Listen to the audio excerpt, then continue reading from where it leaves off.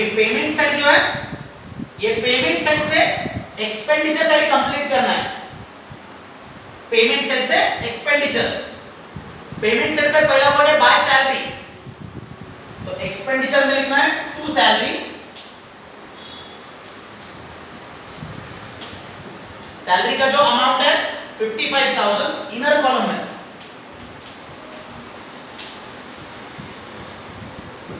Bye salary 55,000, expenditure side में to salary 55,000 inner column. Second adjustment, second adjustment है provide for outstanding salary 5,000। तो outstanding salary, इसके दो effects, outstanding salary this is outstanding expense, तो इसके दो effects देना है, सैलरी के अंदर ऐड करना है plus outstanding, this is outstanding for the current year. Adjustment के अंदर आपको ईयर स्पेसिफाई किया नहीं है, एडजस्टमेंट के अंदर ईयर इज नॉट गिवन, तो when the year is not given in the adjustment it is current year outstanding, तो सैलरी के अंदर ऐड करना है 5,000, आउटसाइड कॉलम में 60,000। ये जो आउटस्टैंडिंग सैलरी 5,000 रुपीस ऐड किया, इसका दूसरा effect current year balance sheet liability side, outstanding salary 5,000, ये क्या है, ये आउटस्टैंडिंग एक्सपेंस है। एडजस्टमेंट है प्रोवाइड फॉर आउटस्टैंडिंग सैलरी, तो एक इफेक्ट जो है, एक इफेक्ट हमने सैलरी के अंदर ऐड किया एंड इसका दूसरा effect current year balance sheet के लायबिलिटी साइड पे दिया। नेक्स्ट है बाय लाइटिंग, तो लाइटिंग का पोस्टिंग करना है एक्सपेंडिचर साइड में टू लाइटिंग, लाइटिंग का अमाउंट है 10,000। पेमेंट साइड पे वर्ड है लाइटिंग, लाइटिंग को एक्सपेंडिचर में लिखा है। नेक्स्ट वर्ड है by general expenses, general expenses इसको एक्सपेंडिचर में लिखना है, to general expenses.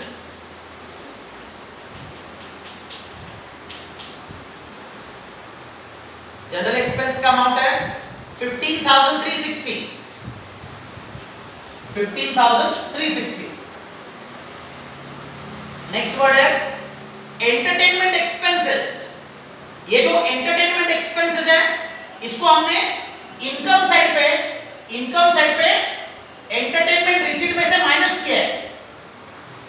Entertainment expenses इसको इनकम साइड पे एंटरटेनमेंट रिसीट में से क्या किया, माइनस किया हुआ, तो इसका पोस्टिंग ऑलरेडी हो चुका है। नेक्स्ट है टैक्सेस पेड, टैक्सेस एक्सपेंडिचर में लिखना है टू टैक्सेस,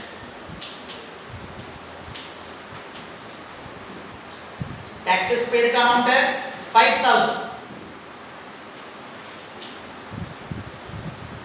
देन है printing and stationery, printing and stationery expenditure में लिखना है to printing and stationery,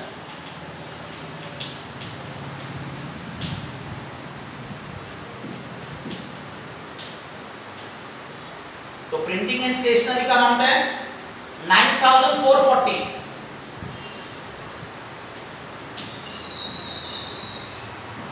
next है expenses paid of 2056, expenses paid of 2056, इसका जो पोस्टिंग है, इसका पोस्टिंग हमने लास्ट ईयर बैलेंस शीट के लायबिलिटी साइड पे किया हुआ है। एक्सपेंसेस पेड ऑफ 2056, इसका पोस्टिंग ये लास्ट ईयर बैलेंस शीट के लायबिलिटी साइड पे किया हुआ है, तो इसका पोस्टिंग फिर से करना नहीं है, इसका posting last year balance sheet में ऑलरेडी किया हुआ है। इन्वेस्टमेंट्स, इन्वेस्टमेंट इसका पोस्टिंग एसेट साइड पे किया हुआ है, इन्वेस्टमेंट का जो पोस्टिंग है ये एसेट साइड पे किया हुआ है। नेक्स्ट वर्ड है fixed deposit with Ajara urban bank, fixed deposit, fixed deposit ये एसेट है, जैसे इन्वेस्टमेंट एसेट है, similarly fixed deposit with Ajara urban bank ये भी एसेट है,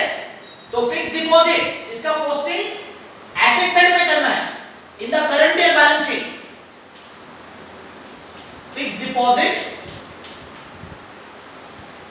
with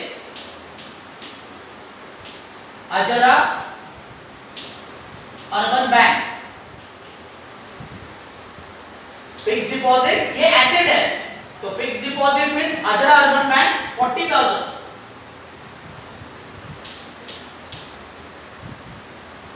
लास्ट वर्ड है balance carry down. Balance carry down यहां पे लिखना है current year cash.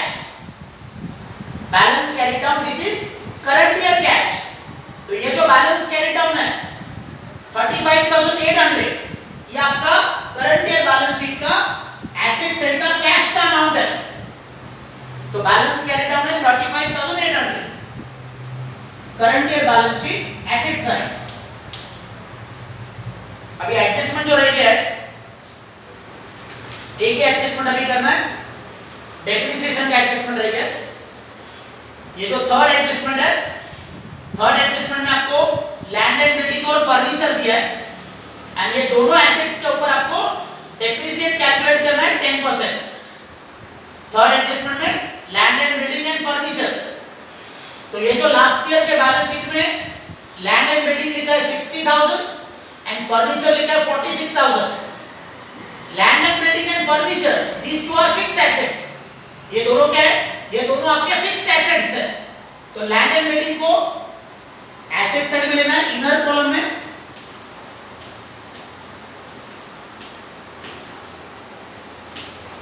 Land and building का अमाउंट है 60,000। फर्नीचर, फर्नीचर का अमाउंट है 46,000। तो लास्ट ईयर बैलेंस शीट का land and building and furniture ये दोनों को क्या किया है? ये दोनों को मैंने करंट ईयर बैलेंस शीट के एसेट साइड पे लिखा है, इनर कॉलम में लिखा है।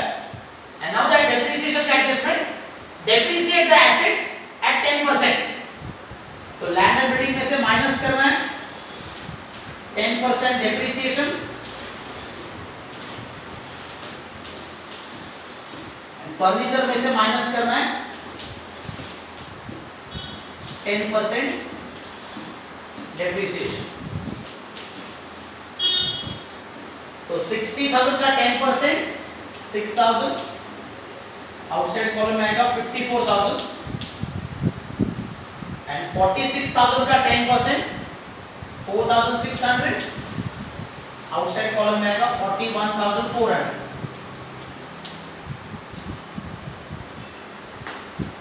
लैंड एंड बिल्डिंग में से माइनस किया डेप्रिसिएशन, फर्नीचर में से भी माइनस किया डेप्रिसिएशन।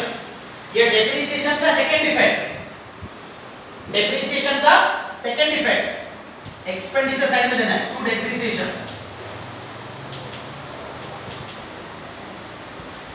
टू डेप्रिसिएशन अंडरलाइन करके land and building 6,000, furniture 4,600। Depreciation का सेकेंड इफेक्ट दिया एक्सपेंडिचर साइड में। अभी इनकम एंड एक्सपेंडिचर अकाउंट इसको क्लोज करना है। इनकम साइड जो है, इनकम साइड का total 2,18,380।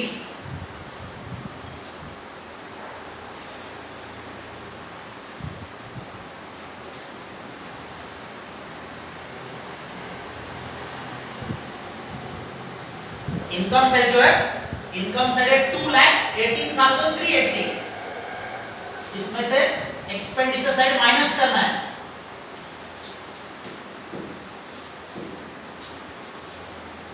Income minus expenditure, difference को आपको लिखना है टू सरप्लस, टू सरप्लस। तो सरप्लस का जो अमाउंट है ये आपका है 1,07,980, 1,07,980 ये सरप्लस आ रहा है।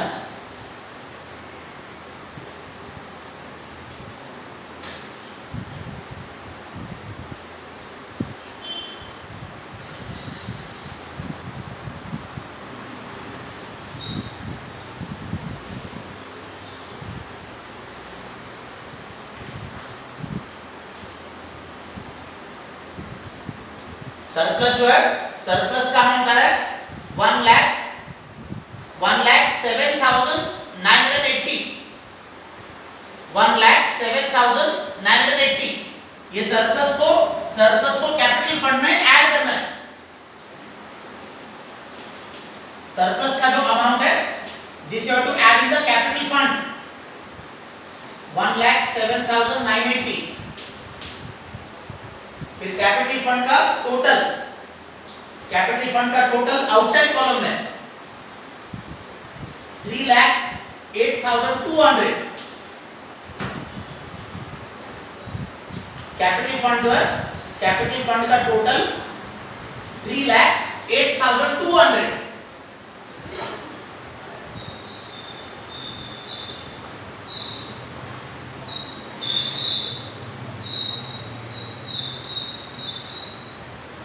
and balance sheet total, asset side and liability side, 3,13,200।